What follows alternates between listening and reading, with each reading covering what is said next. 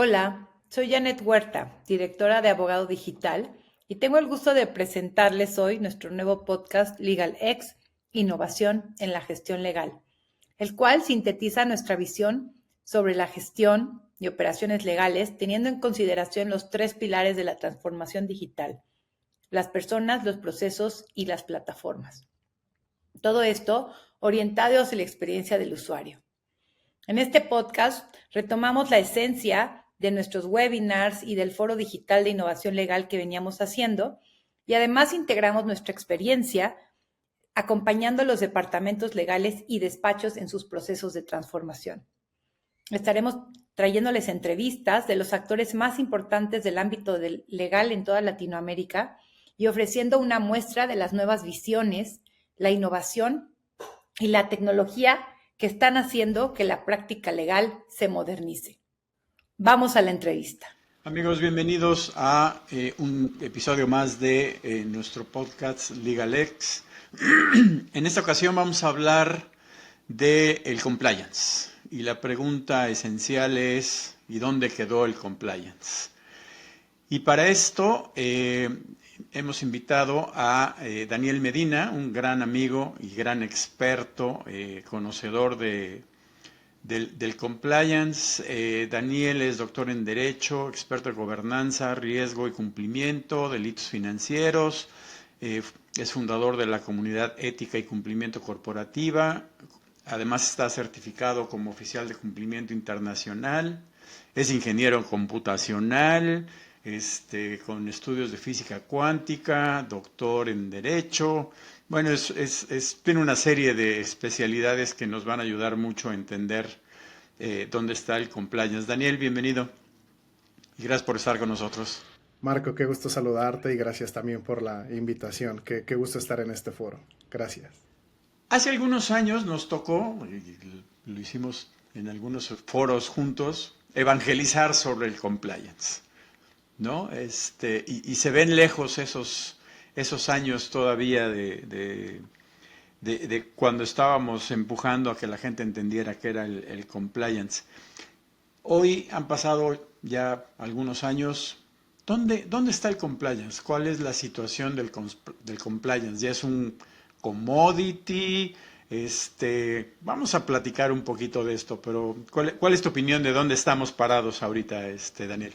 Gracias, Marco. Qué pregunta tan importante porque así como con las tecnologías, parece que tuvo su momento cúspide, su momento de euforia, donde todos hacíamos cumplimiento y posteriormente ha estado pasando por diferentes fases hasta la pregunta, bueno, ¿y dónde quedó?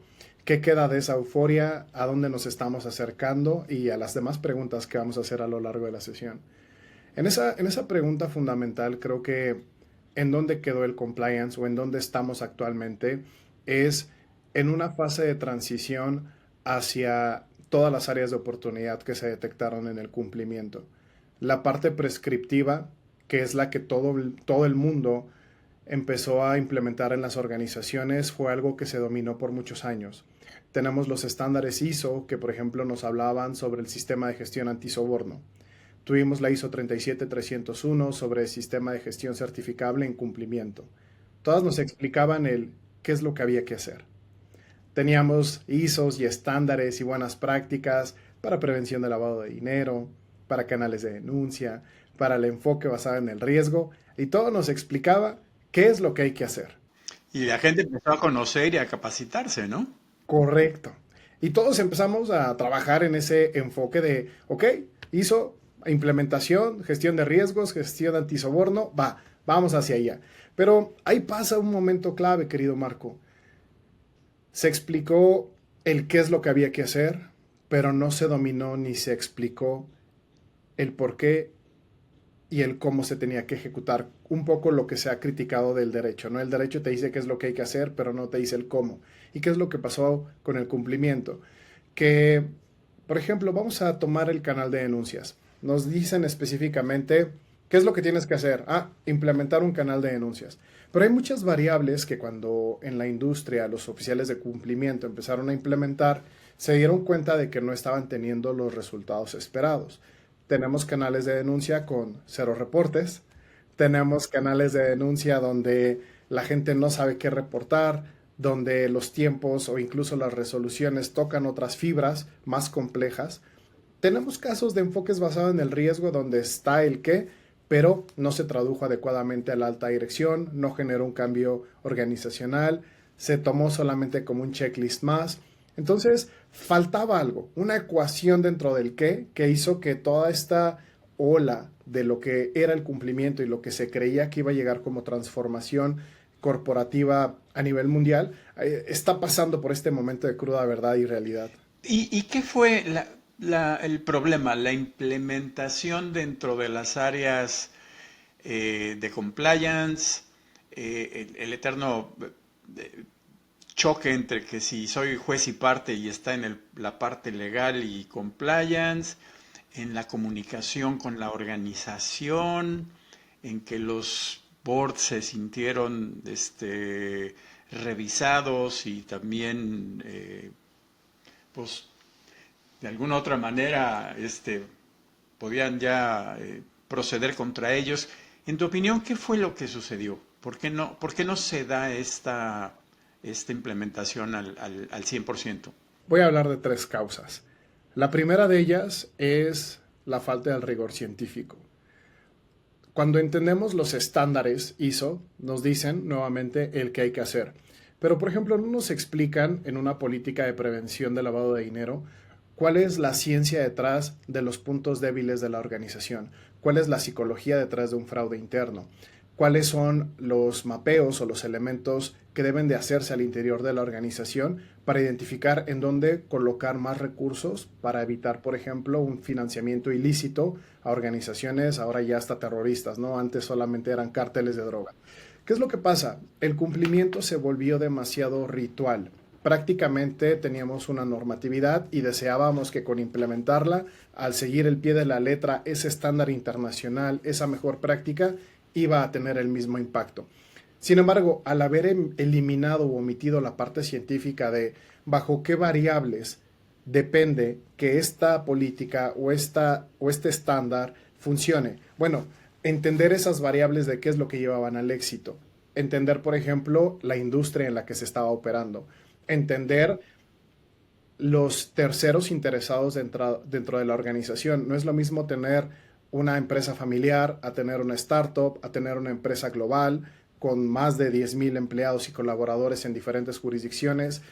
El no poder llevar y personalizar con un método confiable, verificable, cada uno de estos estándares, llevó a que prácticamente como oficiales de cumplimiento nos tocaba prender nuestro incienso, implementar nuestro programa y darle la bendición para que funcionara. ¿Qué es lo que se regresó entonces en estos años? Se regresaron inversiones considerables, sistemas, políticas, procedimientos que no tuvieron el impacto esperado, que no hicieron match con la organización y entonces nos regresa a un paso atrás de qué es lo que funciona, cuándo sí, cuándo no y después qué implementamos.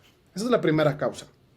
La segunda causa es que como toda profesión cuando nace se abre a todas las ramas, a todas las profesiones y teníamos mercadólogos, administradores, contadores, abogados, financieros, teníamos de todas las profesiones trabajando temas de cumplimiento. Recuerdo que platicábamos de que ¿quién no tiene nada que hacer? Ah, tú ahora te vas a encargar del cumplimiento, ¿no? Exactamente, y ese movimiento sí ya se ve la consecuencia. Si hay una responsabilidad penal para la persona que lo administra, el sistema de gestión de cumplimiento, quien es el responsable de la supervisión y de garantizar ese cumplimiento junto también con la alta dirección. Entonces hay una responsabilidad penal y hay una responsabilidad penal jurídica.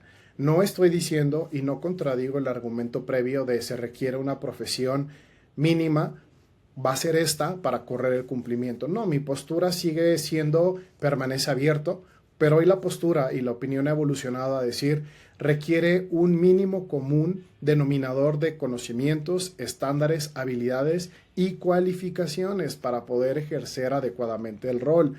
Porque veíamos que gracias a esta multidisciplinariedad teníamos programas y capacitaciones de cumplimiento que gracias a los mercadólogos tocaban la fibra, el ADN de las personas.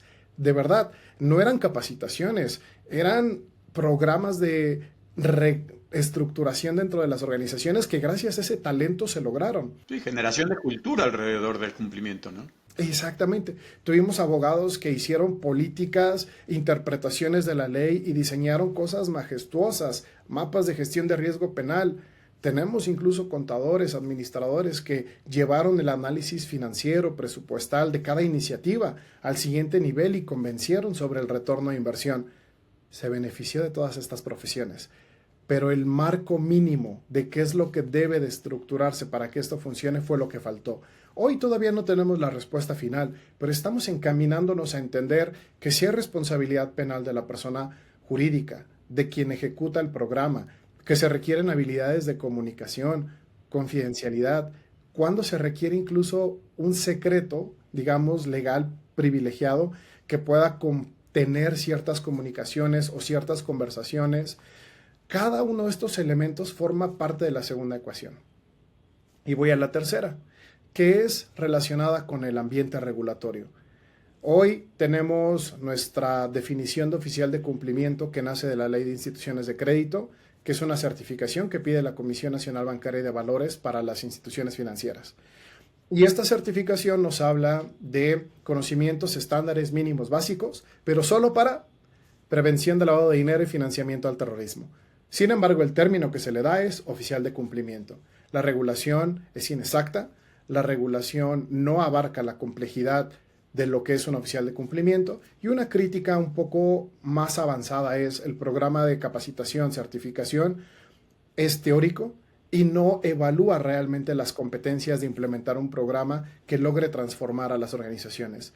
Muchas veces se cuestiona incluso, y lo hago yo incluso, el valor práctico de esta certificación. Es un estándar mínimo, sí, pero no resulta viable y práctico. Entonces la regulación no ha avanzado para volverlo vinculante, para hacerlo una obligatoriedad, y no ha dado el marco mínimo de competencias, ni tampoco las responsabilidades ni los derechos que deben de venir.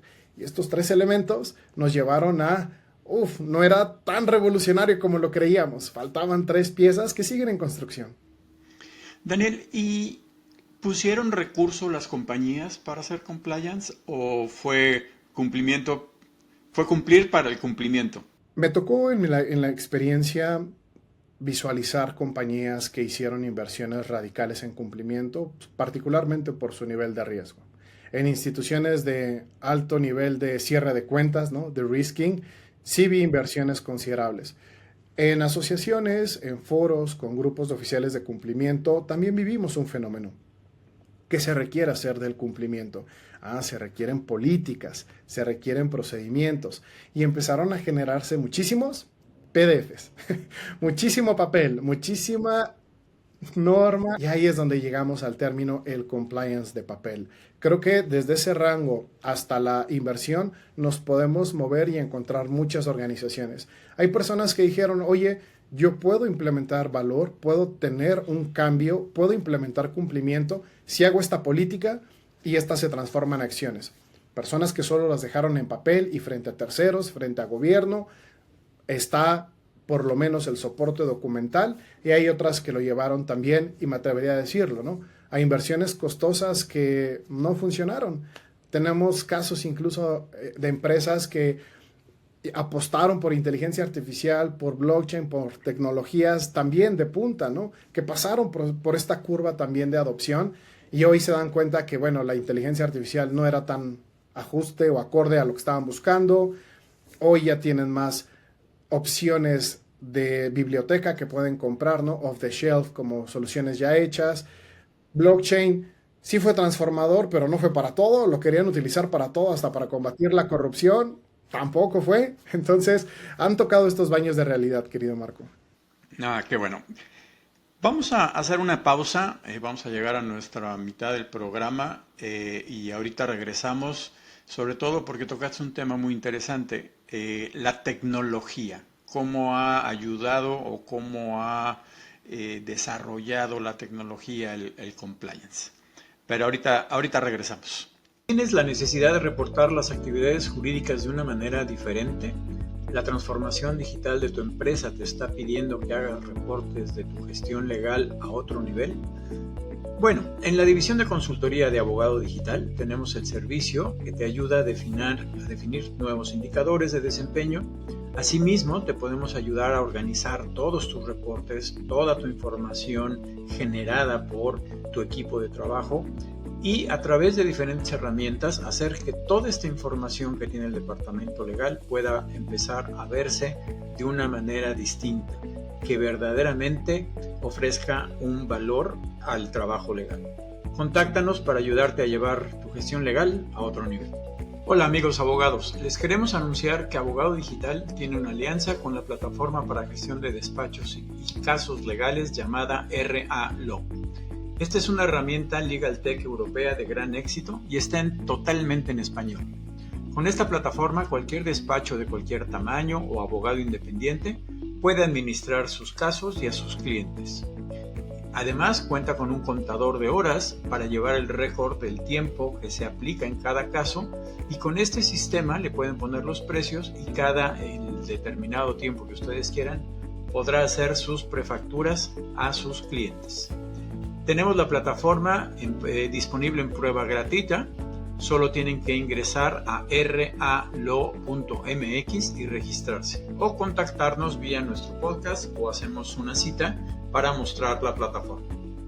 Con esta plataforma, tu trabajo legal lo podrás llevar a otro nivel y manejar tus casos en línea.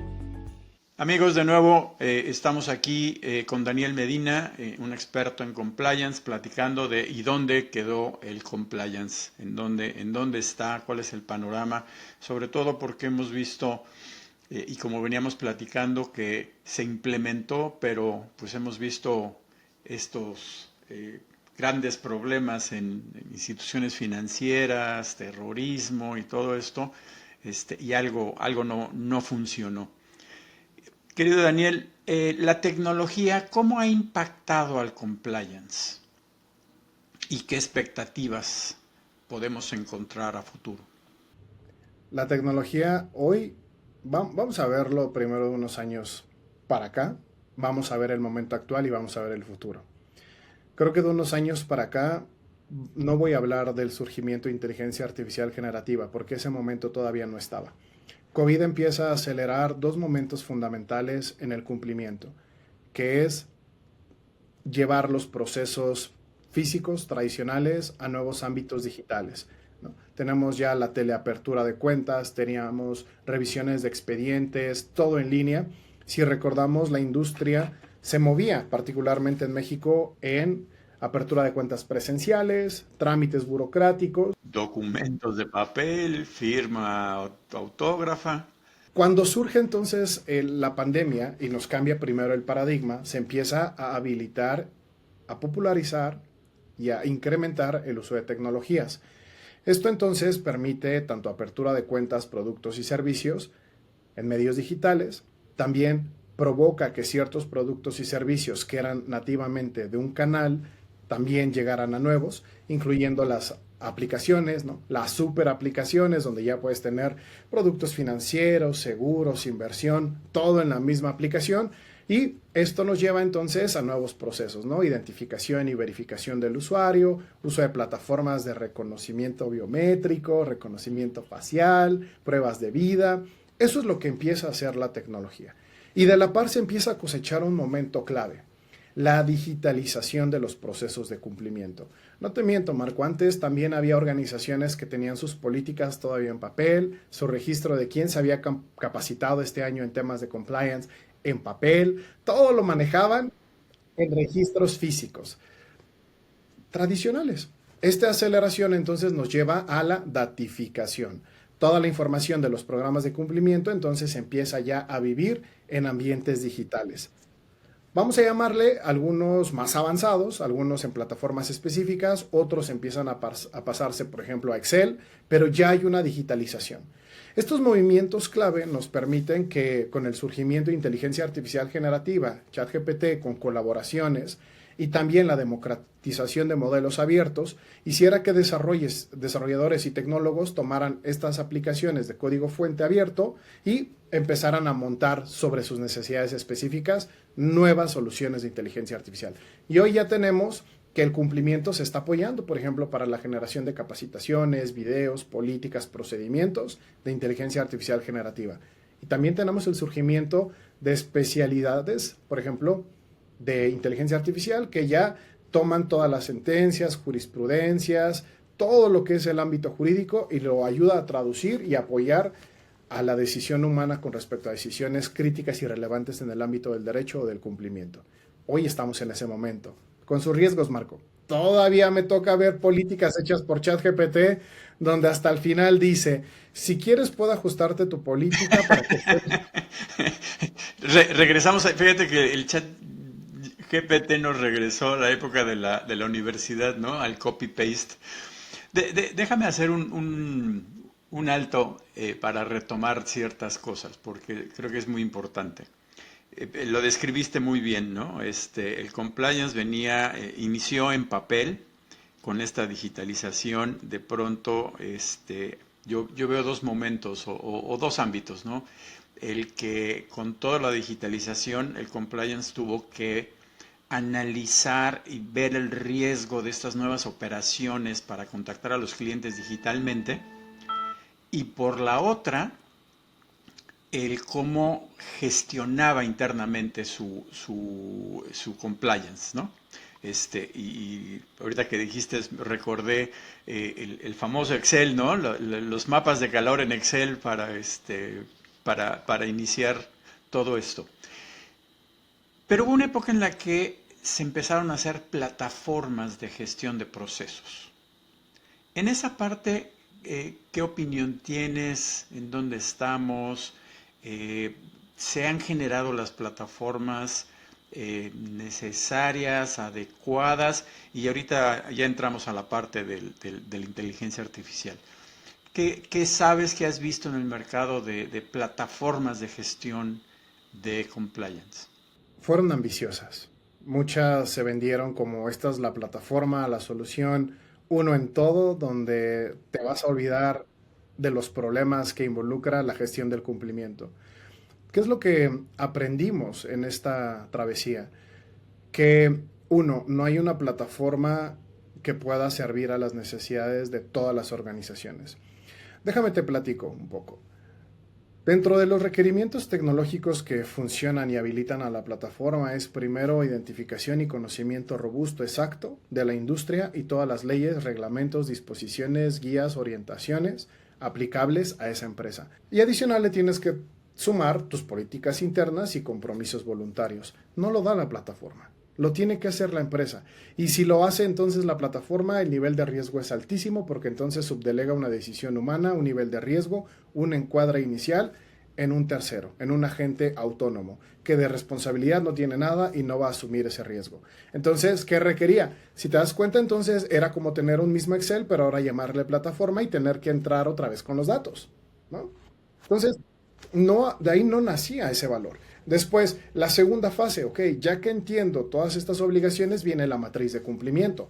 ¿Cuál es el desglose de todas las obligaciones con las que tengo que cumplir? Nuevamente, no hay a la fecha un software o una plataforma que tú digas, por supuesto, soy esta empresa, este es el tipo de constitución que tengo, a esto me dedico y ahora sí, hazme el desglose completo de toda la matriz de cumplimiento que tengo que hacer, ¿no? Desde obligaciones de la Ley General de Sociedades Mercantiles, de datos personales, antilavado, competencia económica, protección al consumidor. No existe, es demasiado ambicioso.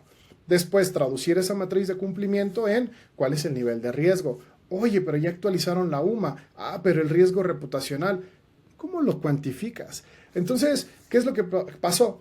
Hay plataformas de gestión que prometieron acelerar, automatizar todos estos procesos de los que estamos hablando, pero no se pueden hacer de forma generalizada. Cada institución, cada organización es diferente. Y después te hablo de los siguientes momentos, ¿no?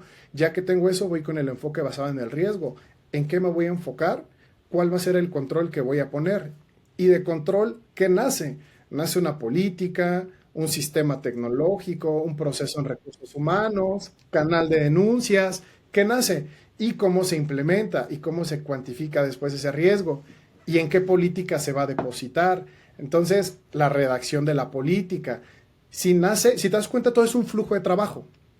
Y el problema está en que si hay una actualización regulatoria, las plataformas deberían de ser lo suficientemente avanzadas para decir, nuevo cambio en tal párrafo, en tal ley, que impacta en la matriz de riesgos, que impacta al enfoque basado en el riesgo, que impacta a política, que impacta a control, entonces capacitación anual tiene que actualizarse. Esos procesos son los que la gente pensaba que iba a venir a salvar una plataforma. Sí, porque además, al final de cuentas, como bien lo describes, la plataforma lo que hacía es la transacción de la gestión del proceso manual, pero pensaron que les iba a dar todo, ¿no? Ahora, eso a mí me queda muy claro, lo vi en la implementación de las plataformas y ayuda en cierta parte de la gestión, pero como que quisimos, el compliance quiso pensar que iba a solucionar todo, ¿no? Y además, de pronto también vimos casos en donde era más complicado porque tenían que estar subiendo todos los reportes, ¿no? Me tocó una compañía en donde lo tenían que hacer a nivel mundial, en una plataforma mundial, entonces, pero era simple y sencillamente para cumplimiento de que se estaban haciendo, de que algo se estaba haciendo, se estaban registrando, ¿no? Ahora, entramos en la época de la inteligencia artificial y al final de cuentas lo describes muy bien, ¿no? La inteligencia artificial generativa, pues es una herramienta para hacer cosas, ¿no? Y el mejor caso es el que describiste de la política, ¿no? ¿Quieres que te haga el PDF para que lo mandes a tu jefe y quedes bien en la compañía? ¿Qué uso se le está dando o qué uso correcto se le debería de dar a la inteligencia artificial y si está verdaderamente al nivel de que se pueda usar confiablemente para el cumplimiento? Las tareas repetitivas problemáticas de los reportes pueden tener un gran valor con la inteligencia artificial generativa, pero creo que el disclaimer de todo lo que voy a decir a continuación es, bajo ninguna excusa, pretexto, tercerización de riesgo, podemos adjudicar que el error fue de la inteligencia artificial. La responsabilidad es humana. El liability, la reputación, son de la persona que al final decide qué herramientas usar para cumplir con su objetivo. Las validaciones finales siempre deben de recaer en el humano. Creo que por ahí, dentro de las reflexiones que a veces me preguntan es, oye, la inteligencia artificial y decisiones humanas, ¿tiene que en algún momento que decidir la inteligencia artificial? Mi respuesta es clara, debe de ayudar, debe de dar las herramientas, los análisis, pero jamás debe de decidir. Eso le debe de corresponder a un humano.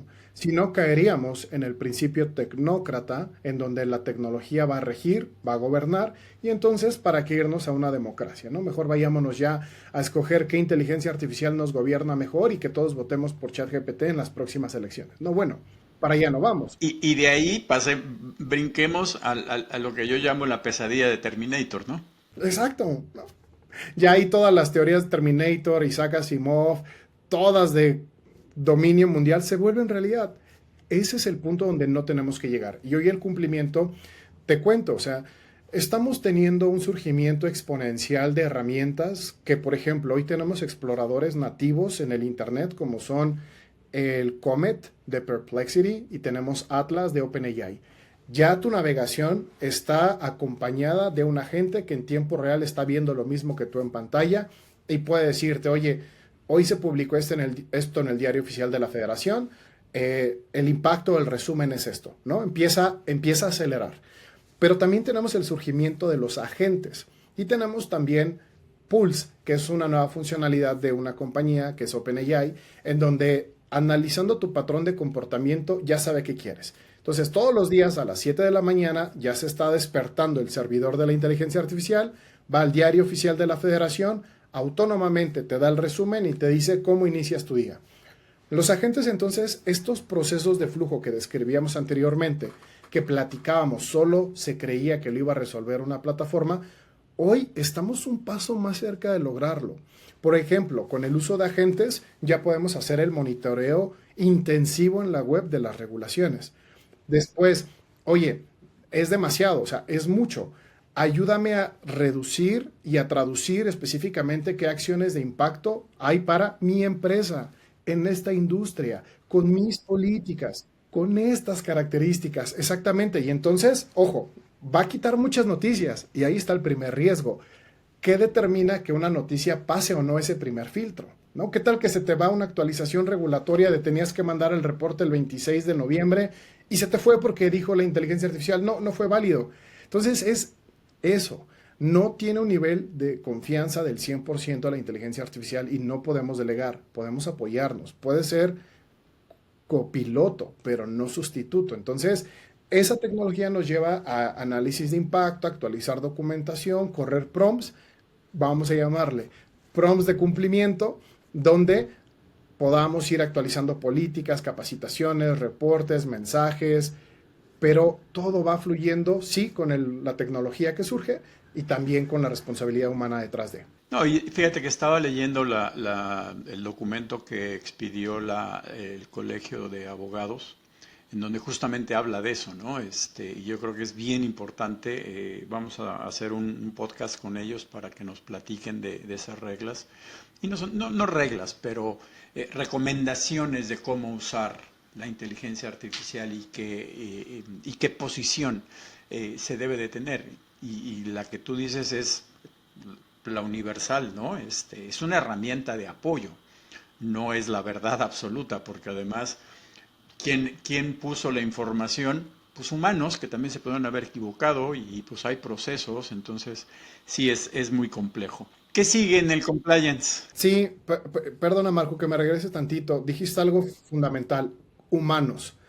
A ver, cuando se hacen las pruebas de medir la confiabilidad de los modelos, estas pruebas lo que te dicen es, se comparó a la inteligencia artificial con el rendimiento de los humanos, ¿no? Acaba de salir un paper hace unos días que dice, ¿qué humanos? A ver, ¿contra qué humanos lo estás comparando? Y ahí nace un punto fundamental. La inteligencia artificial tiene riesgos y tiene sesgos, que es lo más importante. Tiene sesgos. A los humanos contra los que se están comparando son elitistas, con acceso a las mejores universidades, son blancos, son europeos, son occidentales, Educados, profesionistas.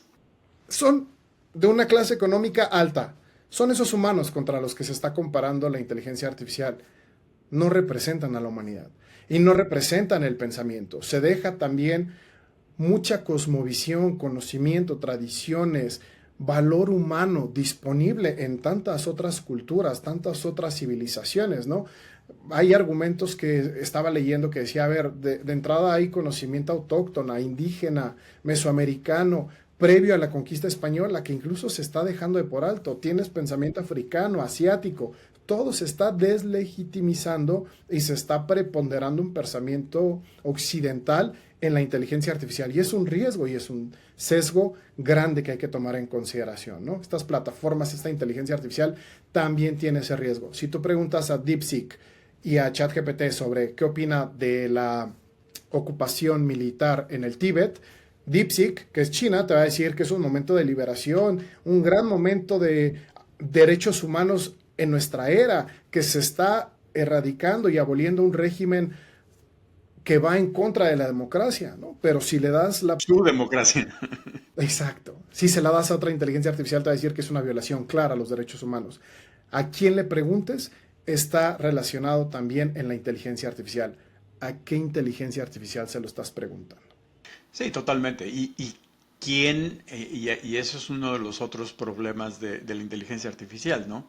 De dónde sacó los datos, esos datos quién los puso, está hecho por humanos, y están distorsionados, etcétera, etcétera, etcétera, ¿no? Entonces, sí, lo estamos tomando como verdad absoluta la inteligencia artificial, y es algo que tenemos que cuidar.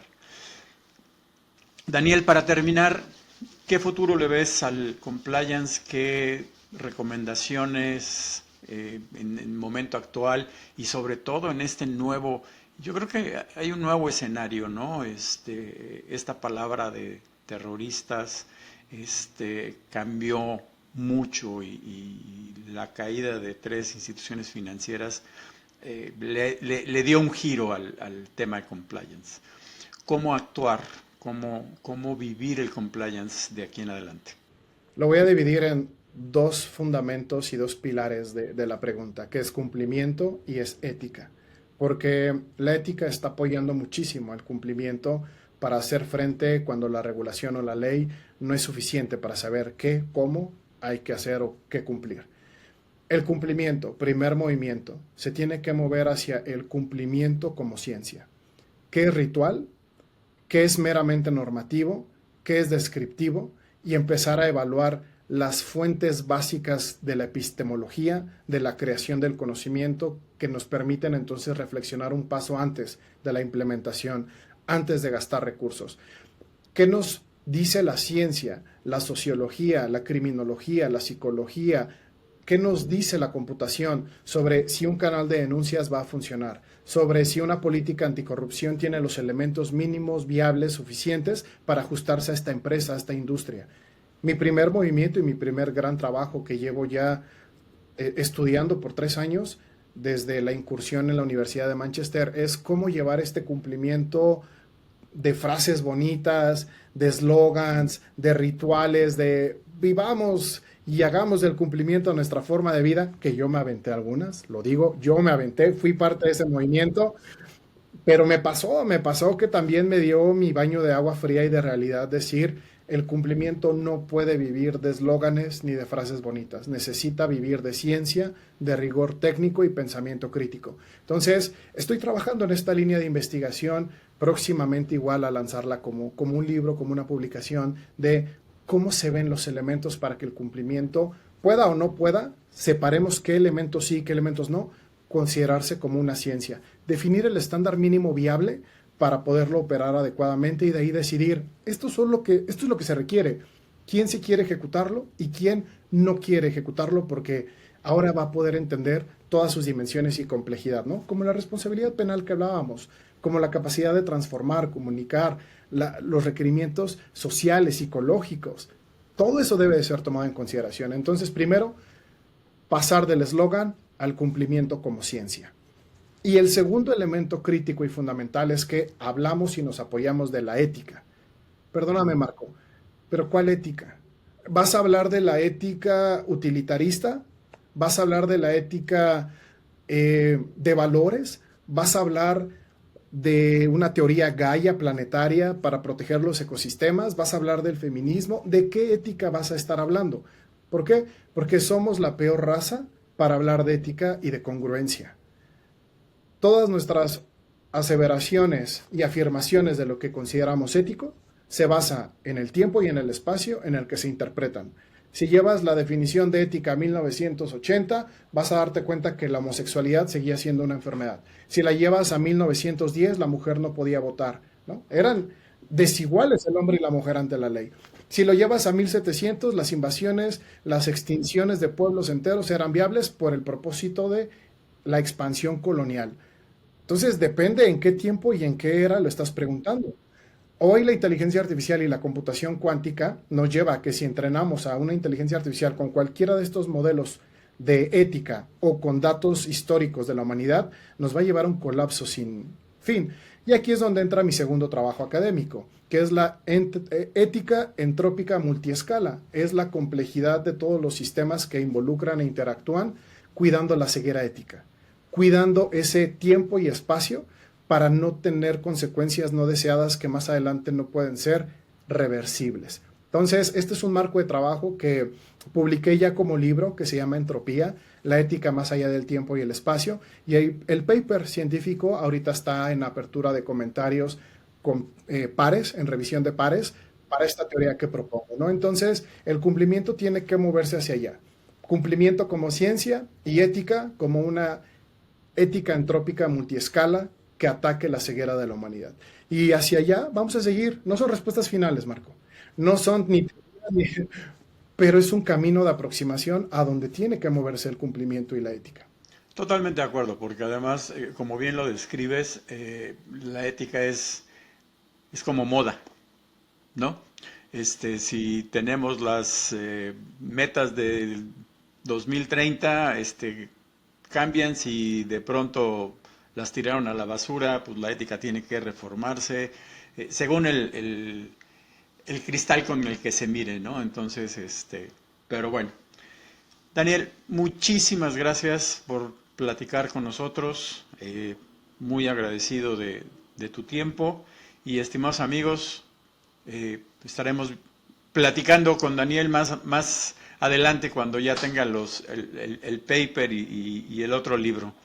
Perfecto, Marco, claro que sí, yo los mantengo ahí al tanto, informados, a ti y a la querida comunidad que nos escucha. Perfectísimo. Muchas gracias, Daniel. Gracias, Marco, gracias a todos, que tengan un excelente día. Y gracias a nuestra audiencia. Hasta luego. Gracias por acompañarnos en este episodio de LegalX, un podcast de Abogado Digital. Si te gustó nuestro contenido, comparte este episodio en tus redes sociales y déjanos un review o comentario en Spotify y YouTube. Esto nos ayudará a llegar a más personas y abogados digitales como tú y así cumplir nuestra misión de colaborar a construir el nuevo ecosistema de la gestión legal en Latinoamérica. También nos puedes escribir por correo electrónico con tus ideas, comentarios, feedback o cualquier otro tema que te gustaría escuchar en este podcast. Nuestro correo es soy@abogadodigital.lat. No olvides suscribirte para que no te pierdas los próximos episodios llenos de innovación legal. Nos escuchamos en el próximo episodio.